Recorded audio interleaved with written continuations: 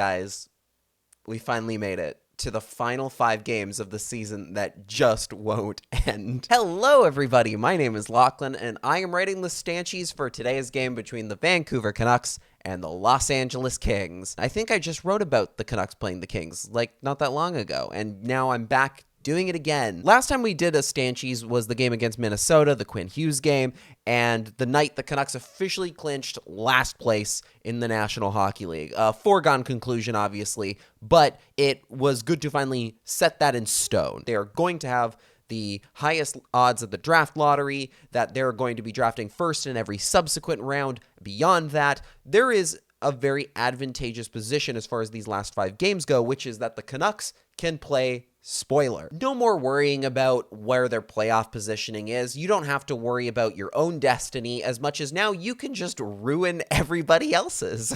The Canucks hold the LA Kings' fate in their hands. They will play them twice over the final 5 games, once tonight in LA at the Crypto.com Arena, a name that I'm never going to get used to saying, and once back at Rogers Arena in the Canucks' final home game of the season. The Canucks have only won 8 games at home all year, so my hopes aren't too high for that game.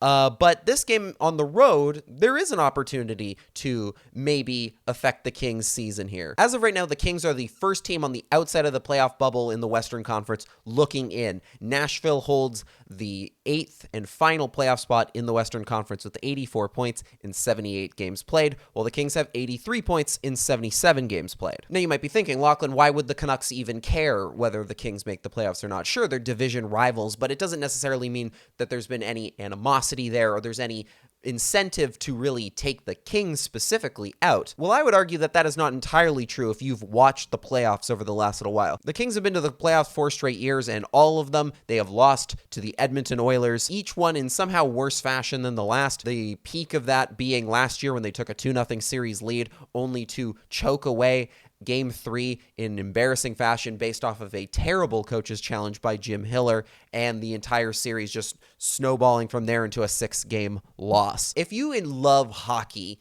you do not want the Los Angeles Kings to walk into the playoffs and once again do nothing once they get there and lose in the first round for the 5th straight year. The Kings have just 19 wins in regulation all season long, which is the 2nd worst in the league in front of only, you guessed it, the Canucks. And yet somehow, because they keep dragging these games to overtime and to shootouts for a record amount of games, I believe it's over 32 now, the Kings might make the playoffs despite being one of the most mediocre teams of the last decade. And we can't let that happen.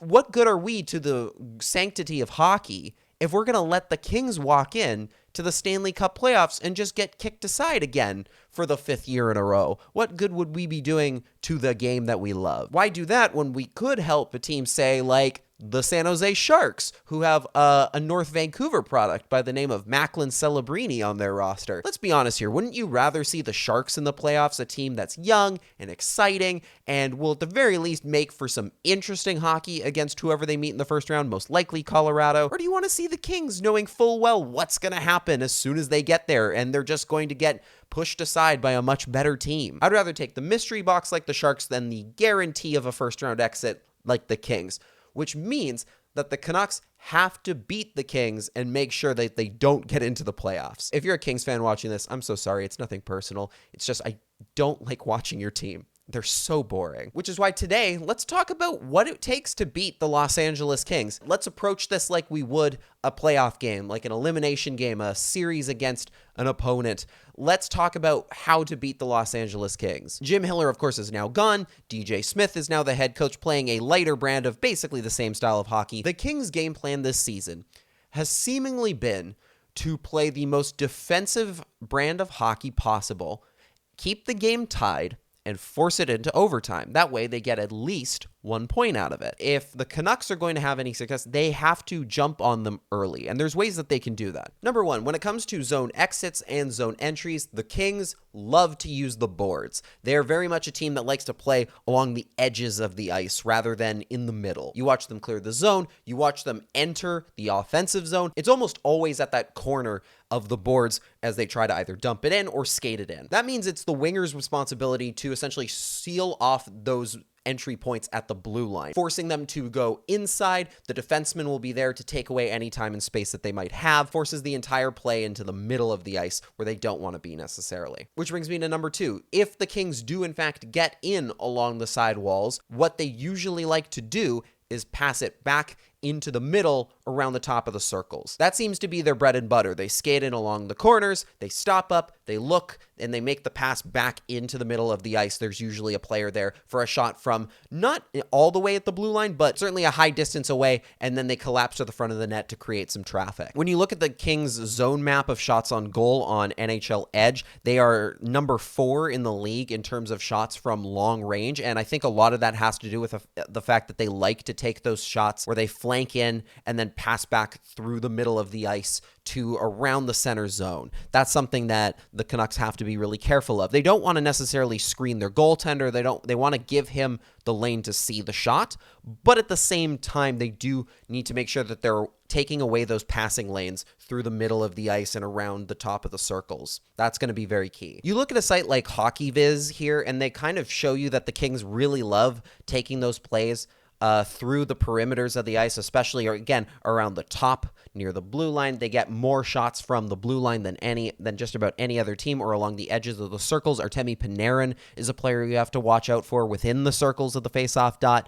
But they don't get a lot of shots at the front of the net in the most high danger places. So that should at least alleviate some of the concern if you're the Canucks. You're not going to see them getting too many opportunities jamming the puck at the front of the net. When it comes to the defensive structure of the Kings, they definitely do a very good job of also not letting a lot of shots through the middle of the ice. Again, they're very good when it comes to the perimeters. They like forcing you to the outside. They will not let you get a lot of opportunities in close, but that means you have to make the most of your chances. The key here is volume. The Canucks are a team that just get way less shots than anybody else, as evidenced by the fact that they only got 11 against the Golden Knights the other day. They can beat this Kings team. This is not a good hockey team. This is a team that has coasted off of getting so many overtime lost points that they should be exploitable. The Canucks have a real opportunity to impact the playoffs here. If they can force the Kings into the middle of the ice, not let them get their shots from the perimeter that they like, not let them enter the zone with the kind of commanding way that they do off the boards, I think the Canucks will have a chance to steal 2 or 4 points here against this Kings team. Just don't let them get to overtime. One last thing before we go. I wasn't planning to talk too much about the Canucks' future today. That's for a later video, but I would be remiss if I didn't talk about these quotes that came out today that made me lose my mind. Let's talk about draft picks, and specifically the trading of them. Thomas Drance wrote an article today for The Athletic that is very much worth reading. There will be a link to it in the description below. But at the very end, we talk about draft picks, and specifically what the Canucks might do with all the draft capital that they have accumulated. There is a distinct possibility, however, that the Canucks will explore their options on the trade market this summer and will be open to utilizing their various extra second-round and third-round picks in trades that return younger players with the ability to contribute at the NHL level on a more